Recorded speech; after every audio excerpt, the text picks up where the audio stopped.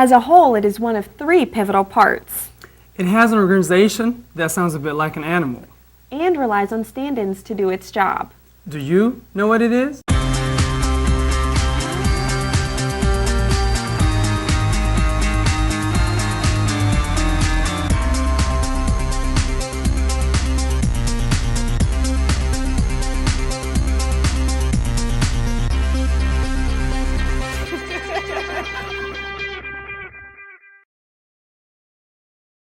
Hi, I'm Sid, and welcome to Democracy Rules. It is the U.S. Congress, one branch of our national government.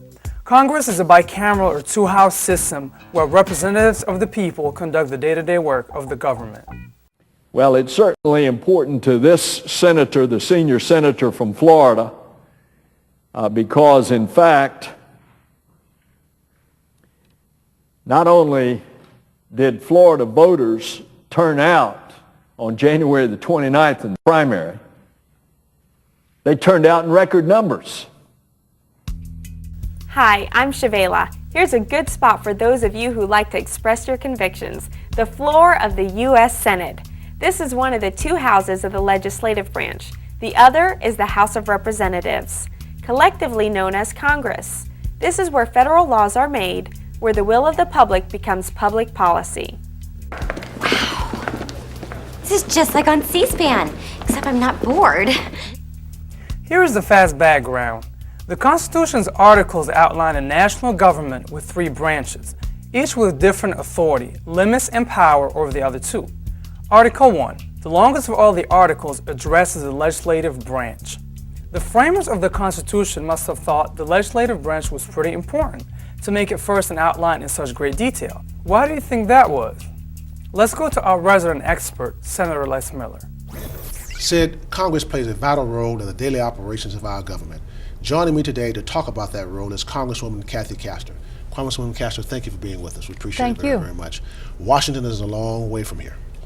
How does decisions made at the Capitol affect the students' lives back home? Well, the decisions made by the Congress and by the President of the United States impact students' lives in many, many ways. For example, the No Child Left Behind Act that required certain testing and had an impact on schools. That is under review right now. Also, a very important law passed this year as students look to college education at the university or the community college. We cut the interest rate on student loans. That should help students afford college. So many different aspects of their lives, and their parents as well. Why did you decide to run for Congress? I wanted to fight for change and reform. I thought that the folks in Washington were off track on many different policies, like the war in Iraq and education policy and healthcare policy. Healthcare in particular, we can do a better job ensuring that families have access to affordable, quality healthcare. What has been your time that you've been there? What has been the issues that you've concentrated on the most? Well, during this economic downturn, we've focused on making people's lives a little bit easier, tackling healthcare, ensuring that children at the very least have access to high quality, affordable healthcare, and that their families do as well.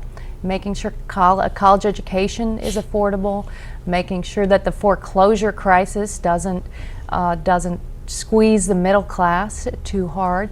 Those are the primary issues that I focused on. Now, in 2006, you were a freshman. What was it like when you first walked into the House?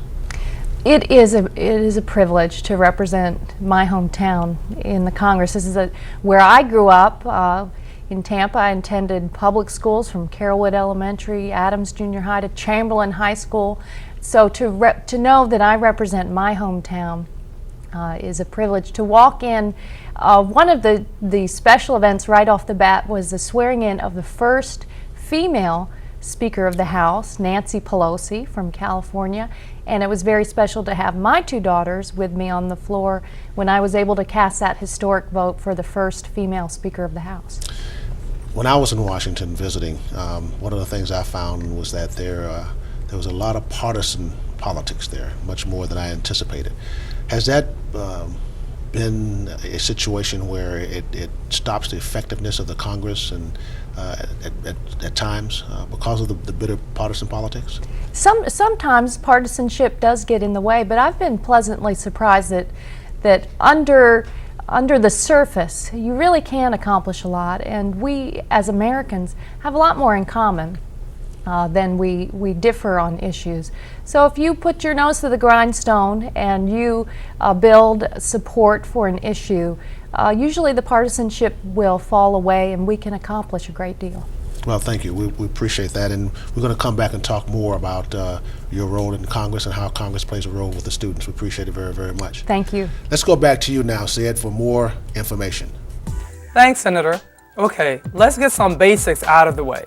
First, the two houses of the legislature was a good idea for a couple of reasons. It settled a bitter conflict of representation between large and small states, and it provided internal checks and balances on legislative actions. I'm online at america.gov. This is a great site with lots of information about many things, including the legislature. Here's something interesting I found. Instead of just meeting every year to conduct the government's business, Congress operates in 2-year terms. Yearly meetings are called sessions. That's why when Congress is meeting, it's said to be in session. Terms have been numbered since 1789, and the 111th Congress first session began on January 3rd, 2009. Okay, now, what can Congress do? Well, Congress only has the powers given to it by the Constitution, and they are ideated as expressed, implied, or concurrent. Express powers are those listed, such as regulating commerce, coining money, or declaring war. Implied powers are those necessary and proper powers authorized by the Constitution to execute the express powers. And concurrent powers are those that the national government shares with the states, such as levying taxes. Wow, Congress has a lot of responsibility and does a lot of important work. Did you know that each year many high school students get to see how Congress works up close and personal? Let's go to Senator Miller for more information on that. Thanks, Shavela. Congresswoman Castor, what kind of opportunities are there for young people to actually work with elected officials in Washington, D.C.? There are numerous opportunities for students and young people to get involved and get some experience in government, and I encourage them to do so. First off, there are internships at every level of government, local government, state government, in Congress. We have interns that work here in Tampa that are high school students or college students. Some college students get credit. Some high school students are able to bank a lot of their community service hours they need, for example, for the Bright Futures Scholarship. The Capitol in Washington, D.C. is full of young people, interns that oftentimes start as an intern and eventually work on the Hill for a member of Congress or a committee. So the experience is vast and the issues are fascinating. It's a wonderful way for young people to learn about their government or to gain some expertise on an issue they care about. Young people are probably thinking, Congresswoman Castor, that those type of opportunities are only in Washington, D.C. But will they have those opportunities locally in the office like of a United States congressperson or even local government? Will they have them? Yes, in fact, I started out as a county commissioner.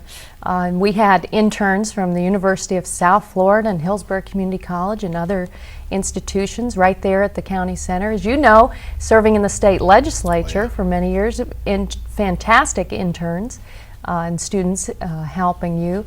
And in Congress, right here in the local congressional office, we have wonderful interns, and many of them gain a little experience, and I'm hopeful that they choose public service as a career. Well, speaking of public service, what other ways can young people gain knowledge and experience about being in public service? I think one of the fun things for students to do is get involved in a political campaign. No matter what your partisan stripes are, where you live, find a candidate that you're interested in and volunteer on the campaign. You learn a lot that way. Also, many of the agencies, the mayor's office, the city, the county, the Environmental Protection Commission, If you are into environmental issues, for example, volunteer at the Environmental Protection Commission and learn about how to protect Tampa Bay or coastal waters, the Hillsborough River, or anything along those lines. I found that very important when I was in office, to having young people volunteer in the office as interns in Tampa and in Tallahassee. They gain a lot of knowledge. What advice would you give a young person that's considering a career in public service? I would say follow your passion and gain some expertise in something that you care about. Become an expert on a certain issue, whether it's climate change or health care. Get some well-rounded experience. And oftentimes don't just focus on the public sector. Go to the private sector, work in a doctor's office, and gain some first-hand knowledge. Let me ask a question about your past. Your mother was one of the first women elected to public office locally. Did you work in her campaigns? You bet. I loved the campaigns. My mother, Betty Castor, her first campaign was in 1972 when I was 6 years old. And my sister was 4 and my brother was 2. And back then folks didn't think that a young mother with young children should be running for office. But it was a time of change, and she was able to demonstrate that she was just as competent as the other guys in the race. I remember they would ask her, "What do you know about building roads?" And she said, "Well, I won't build the road, but I know where they should go." And she was able to demonstrate at a time when the League of Women Voters and women were entering the political sphere that we could do anything that the guys could do. You obviously did a good job. We're going to come back and talk some more about the Congress and your role in Congress in just a few minutes. Shavela, what's next? Let's look at the House of Representatives. House membership is based on population, but no maximum size was set by the Constitution. It only says that members are apportioned by population, with each state guaranteed at least one, and that population numbers are based on decennial censuses. Apportion, to divide according to a plan. Decennial, occurring every 10 years. The House started with 65 members, adding seats as populations grew.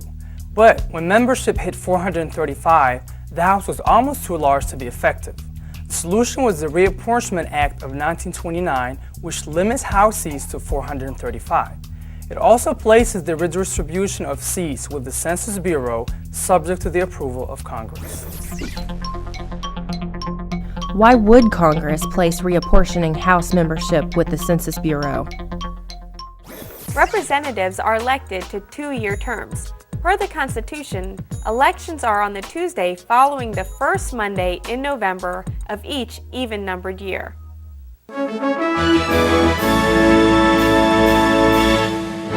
It is possible, though unlikely, that all representatives could be new on the job after any given election.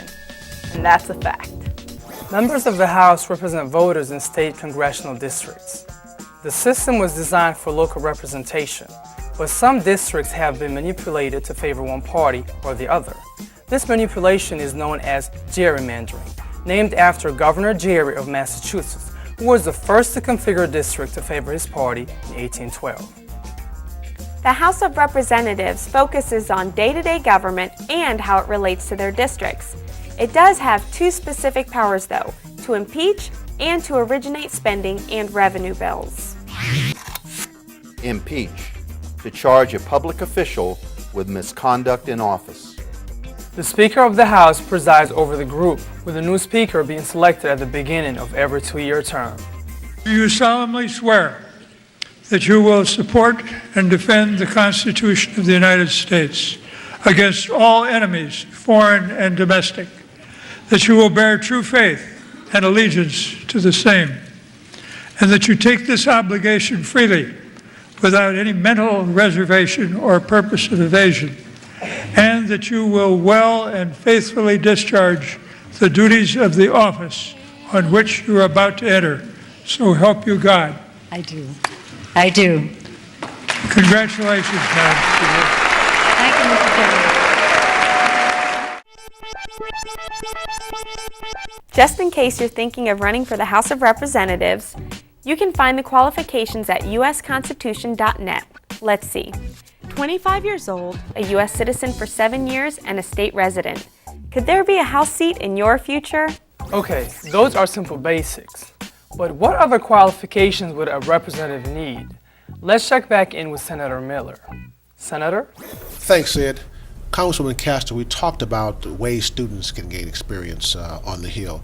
How can candidates prepare themselves for such a vitally important job as a congressperson on the Hill? The most important preparation for serving in Congress, and I think any elected office, is that you have knowledge and understanding of your community, of your neighbors, the folks you're going to represent. And I think folks that enter public service also are often successful when they have an issue or two that propel them, that they're not running just to run for office, but they really they've set some goals.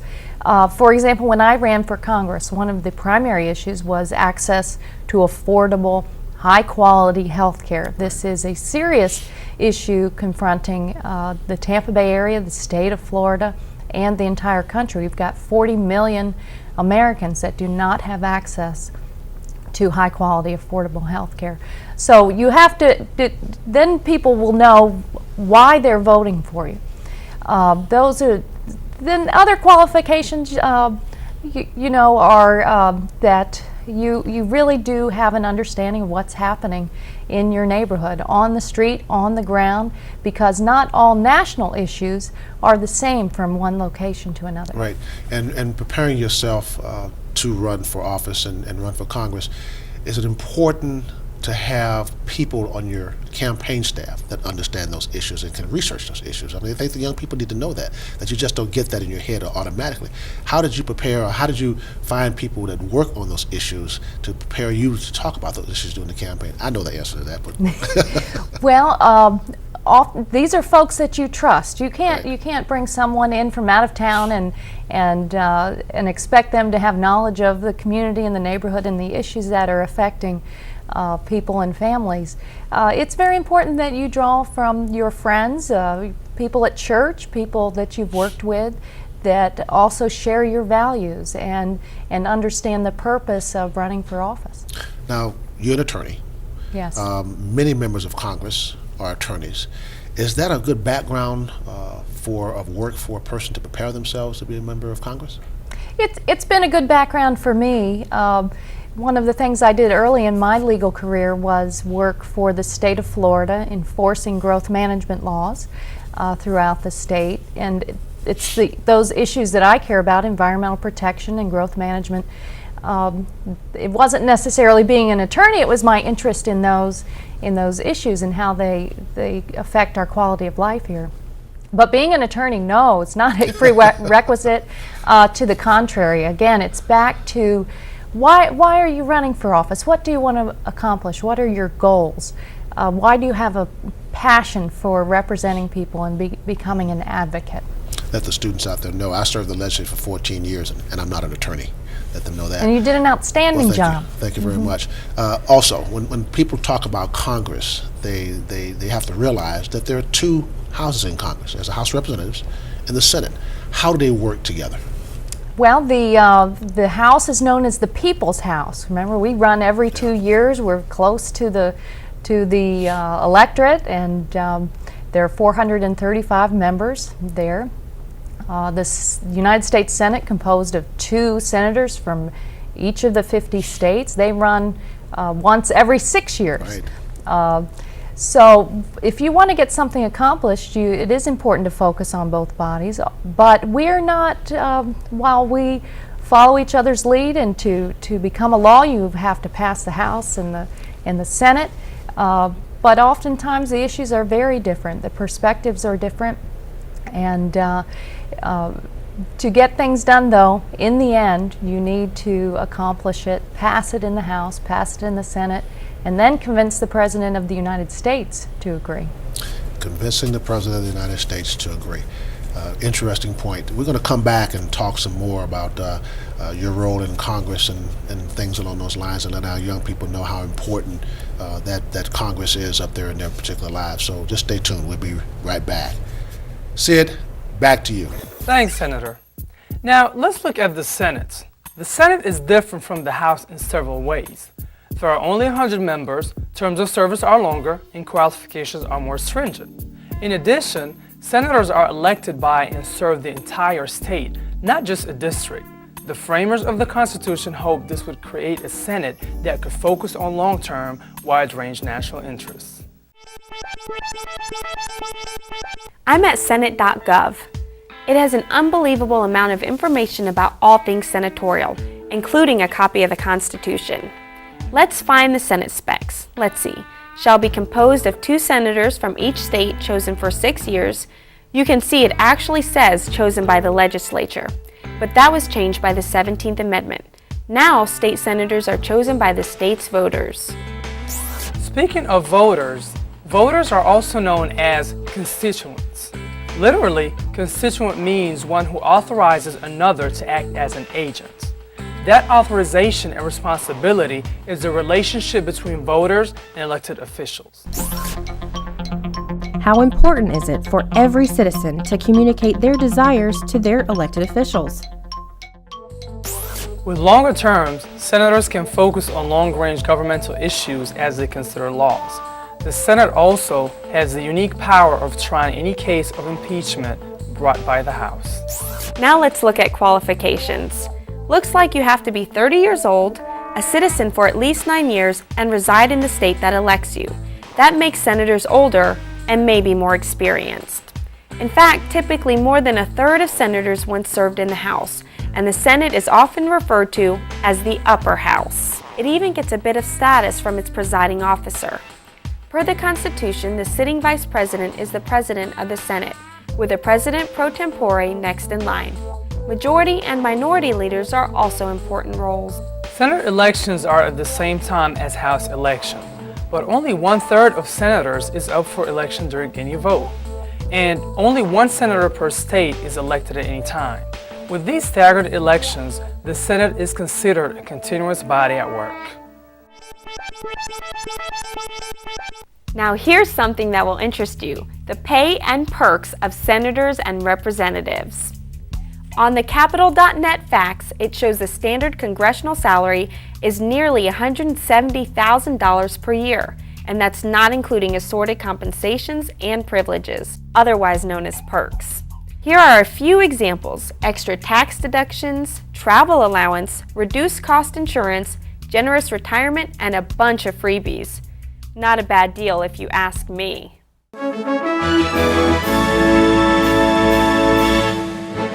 Congress provides a benefit called franking, mailing of materials with a congressperson's facsimile signature. The frank, that's postage, and that's the fact. Most of the work in the Senate and the House is done through committees. Both the job and the assemblies are too large to try to do everything as a group. Most senators are assigned to 3 or 4 committees and most representatives to 1 or 2. Some committees are more prestigious, of course, but all committees are important. Realistically, the fate of most bills is decided in committee rather than on the floor of either house. The people elected to the House and the Senate are the people who make the laws we have to live under.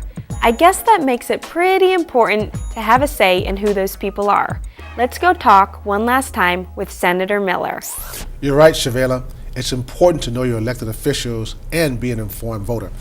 Councilman Castor, what are the most important rights and responsibilities American citizens have in our democracy? Well, of course, it's to participate. Otherwise, decisions will be made that affect you directly, and you will not have any say or any input unless you take the initiative and proactively participate in your government. And it's much easier to do today with all the new technology. It's very easy to email an elected official, a county commissioner, or a city council member.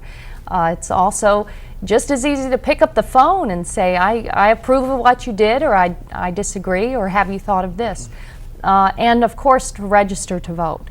You can register to vote when you're 17 and a half, and if you're 18 at the next election, you should vote. You need to educate yourself about the candidates and the issues, and be a proactive participant in your community.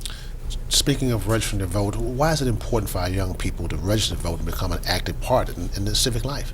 again, the decisions are going to be made that directly affect them. And it's never been more important for young people to be involved in their government, to understand the decisions that are being made at the federal level, but also at the state and local level that directly affect their future and their lives, what prospects are going to be out there when they graduate from high school and college, what economic opportunities are going to be available. We talked about things that affect their lives, and that's one of the things they have to realize, that every day in the United States Congress something happens, whether it's in the classroom, out of the classroom, that affects their lives, and that's very, very important for them to do that. But let's talk about the candidates when they're running for office, and we talked about being able to communicate back with you and the technology today. How can our viewers learn more about candidates when they're running for office?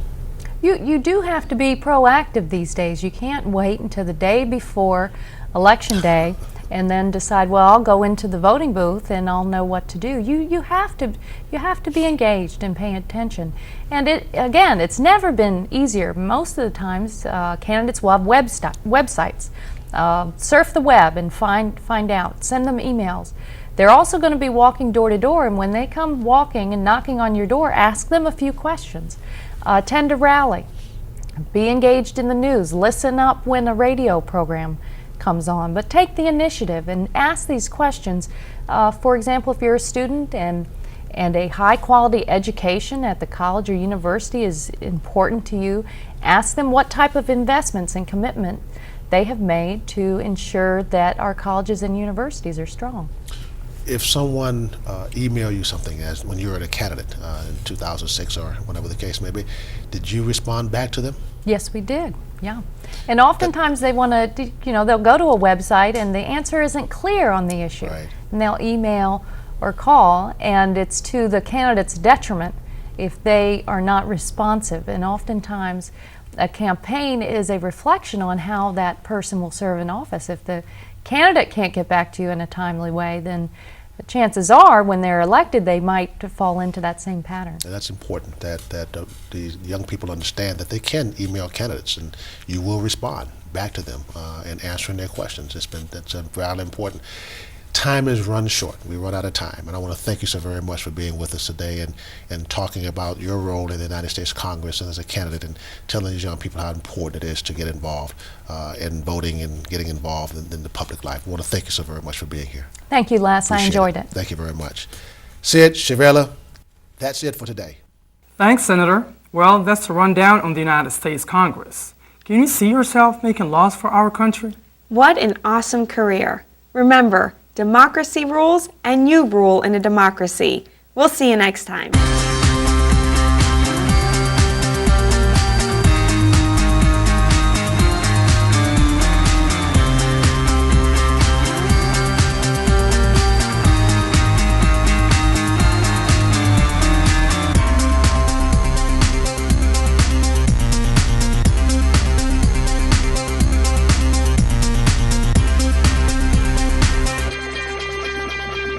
Democracy rules!